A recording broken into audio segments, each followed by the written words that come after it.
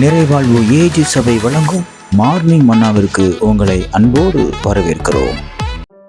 ஆண்டவருடைய பரிசுத்த நாமம் மகிமைப்படுவதாக. இந்த நாளில் உங்களை சந்திப்பதிலே மிகுந்த சந்தோஷம். எனக்கு அன்பான தேடு பிள்ளைகளே, இன்றைக்கும் கர்த்தர் நமக்கு கொடுக்கக்கூடிய வார்த்தை ஏசாயா தீர்க்கதரிசன புஸ்தகம் 54 அதிகாரம் 7வது வார்த்தை. இப்படி சொல்லப்பட்டிருக்கிறது: இமைப்பொழுதில் நான் உன்னை கைவிட்டேன், ஆனாலும் உருக்கமான இரக்கங்களினால் உன்னை நான் சேர்த்துக் கொள்வேன். நிறைய நேரம் நம்ம சொல்ற விஷயம் என்ன தெரியுமா? ஐயோ, ஆண்டவர் என்னை கைவிட்டுட்டாரோ, என்ன மறந்துட்டாரோ, என்னுடைய சூழ்நிலை எல்லாம் அவருக்கு தெரியுமா தெரியாதா, நான் படுற கஷ்டம் அவருக்கு தெரியுமா தெரியாதா, என் வேதனை அவருக்கு தெரியுமா தெரியாதான்னு சொல்லி அநேக நேரங்கள்ல நம்ம புலம்புவது உண்டு. அதே போலதான் இங்கே ஏசாயா தீர்க்கதரிசி இடத்திலே ஆண்டவர் சொல்லுகிறார்: நான் உன்னை கைவிட்டு நினைக்கிறியோ, நான் உன்னை மறந்துட்டு நினைக்கிறியோ? நிறைய சம்பவங்கள் உன் வாழ்க்கையில் நடக்கும் பொழுது, ஏனையா இப்படி எனக்கு ஒரு பாடு, ஏன் எனக்கு இப்படிப்பட்ட அவமானம், ஏன் நான் இப்படி நொறுக்கப்படுகிறேன் என்று சொல்லி கர்த்தரை நோக்கி என்னை நோக்கி நீ அநேக நேரம் அழுவது உண்டு. ஆனால் நான் ஒன்று செய்கிறேன் தெரியுமா? உன்னை கைவிட்டது போல் இருக்கலாம், உன்னை நான் மறந்தது போல் இருக்கலாம். இல்லை, நான் உன்னை கைவிடவும் இல்லை, நான் உன்னை மறக்கவும் இல்லை. காரணம் என்ன தெரியுமா? உன்னை குறித்து நான் வைத்திருக்கிற திட்டங்களுக்காக உன்னை சில பாதைகளுக்குள்ளாக நான் உன்னை நடத்துகிறேன் என்று ஏசாயாவுக்கு சொல்கிறார். இப்பொழுது நான் உன்னை சேர்த்துக் கொள்கிறேன். அநேக நேரங்களிலே கர்த்தர் நம்மை நடத்துகிற பாதைகளை பாருங்க, ரொம்ப வித்தியாசமா இருக்கும்.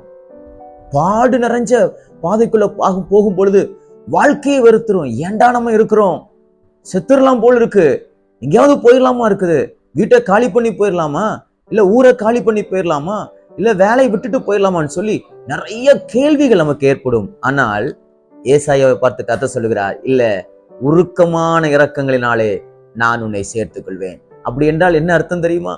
நீங்க பட்ட பாடுகளுக்கும் நீங்க பட்ட உபத்திரவங்களுக்கும் கர்த்தர் உங்களுக்கு பதிலை தர அவர் உண்மை உள்ளவராக இருக்கிறார். சகோதரனே, சகோதரியே, கண்ணீர் வடித்துக் கொண்டிருக்கலாம், அநேக கடன் பிரச்சனையிலே நீங்கள் தவித்துக் கொண்டிருக்கலாம். கர்த்தருடைய வார்த்தை உங்களுக்கு நேராக வருகிறது. அவர் சொல்லுகிறார்: நான் உன்னை சேர்த்துக் கொள்வேன். யார் வேண்டுமானாலும் உன்னை விட்டு தூரம் போயிருக்கலாம், யார் வேண்டுமானாலும் நீ எனக்கு வேண்டாம் என்று சொல்லியிருக்கலாம், உங்களை உதறி தள்ளி இருக்கலாம். ஆனால் நான் உன்னை உதறி தள்ளவில்லை. கஷ்டங்கள் வரும்பொழுதும் நான் உன்னோடு இருக்கிறேன், வேதனை வரும்பொழுதும் உன்னோடு நான் இருக்கிறேன், பாடுகள் வரும்பொழுதும் நான் உன்னோடு இருக்கிறேன், தீயை கடக்கும் பொழுதும் அவைகள் உன் பேரிலே பற்றாதபடிக்கு நானே உன்னை காப்பாற்றுகிறேன், தண்ணீருக்கு நடுவில் நீ கடந்து போகும் பொழுது அவைகள் உண்மையிலே பொருளாதபடிக்கு என் செட்டைகளை கொண்டு நானே உன்னை மறைத்துக் கொள்கிறேன், உனக்கு விரோதமாக எழும்புகிற ஆயுதங்கள் எல்லாம் என் மேலே பாயும்படியாக உனக்கு முன்பாக நான் இருக்கிறேன் என்று கர்த்தர் சொல்லுகிறார். எனக்கு அன்பான தேவ பிள்ளைகளே, நீங்க அழும்பொழுது நீங்க தனியா அழல, உங்க கூட ஆண்டவராய் இயேசு கிறிஸ்து இருக்கிறார்.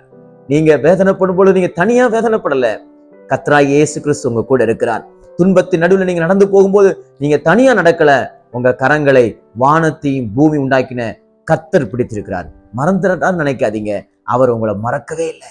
தாய் தன் பாலகனை மறப்பாளோ, ஸ்திரீயானவள் தன் பாலகனை தான் பெற்றெடுத்த பிள்ளையை மறப்பாளோ, அவள் மறந்தாலும் ஆண்டவர் உங்களை மறக்கவே இல்லை. ஏன் தெரியுமா? அவர் உங்க மேல ரொம்ப பிரியமா இருக்கிறார். கைவிட்டது போல இருக்கலாம், கைவிடவில்லை. அவர் கைவிட்டிருப்பாருன்னா இந்த உலகத்துல நம்ம ஜீவனோடு இருக்கவே முடியாது.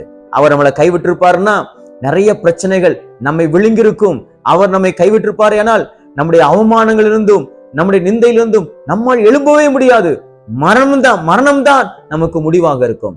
கர்த்தர் நம்மை கைப்பிடித்து தூக்கி, அவன் புழுதியிலிருந்த நம்மை தூக்கி, அவன் குப்பையிலிருந்த நம்மை தூக்கி பிரபுக்களுக்கு முன்பாகவும் ராஜாக்களுக்கு முன்பாகவும் கர்த்தர் நம்மை அமர பண்ணியிருக்கிறார். சகோதரனே, சகோதரியே, பயப்படாதீங்க. நீங்க வெட்கப்பட்ட நாட்களுக்கு ஈடாக கர்த்தர் உங்க வாழ்க்கையில நன்மை செய்வார். தலை குனிந்த இடத்துல கர்த்தர் உங்களை தலை நிமிர்ந்து நடக்க பண்ணுவார். அவன் நீங்கள் இருளின் பள்ளத்தாக்கிலே நடந்த இடத்துல கர்த்தரே உங்களுக்கு வெளிச்சமாய் வந்து நீங்கள் அறியாததும் உங்களுக்கு எட்டாதுமான பெரிய காரியங்களை கர்த்தர் உங்களுக்கு செய்து அப்பொழுது நீங்கள் சொல்லுவீர்கள்: நிச்சயமாக கர்த்தர் என்னோடு இருக்கிறார், அவர் என்னை கைவிடவில்லை. உணர்ந்து கொள்ளுங்கள், நான் தனிமையாக இந்த உலகத்துல இல்லை, கர்த்தருடைய கரத்தை பிடித்திருக்கிறார் என்று யோசித்து பாருங்கள். அவர் நம்மை கைவிட்டால் நாம் யாரிடத்தில் போவோம்? சீஷர் சொல்லுகிறார்கள்: நித்திய ஜீவ வசனம் உம்மிடத்தில் அல்லவோ உண்டு, நாங்கள் யாரிடத்தில் போவோம்? நமக்கு ஆறுதல் இந்த வேத வசனம் தான். நம்மை தூக்கி சுமப்பது இந்த வேத வசனம் தான். நம்மை உயர்த்துவது இந்த வேத வசனம் தான்.